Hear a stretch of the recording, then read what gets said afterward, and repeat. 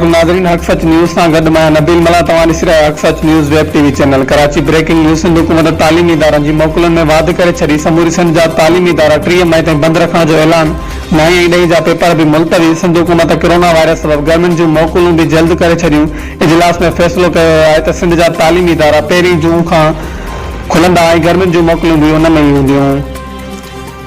जी नाज़रीन, तव्हांखे हिन ख़बर ॾींदा हलूं त सिंध में तालीमी इदारा 30 मई ताईं बंदि रखण जो ऐलान कयो वियो आहे। कोरोना वायरस सबब तालीमी इदारा बंदि रखण सबब 9 ऐं 10 जा इम्तिहान भी पिणु मुलतवी कया विया आहिनि।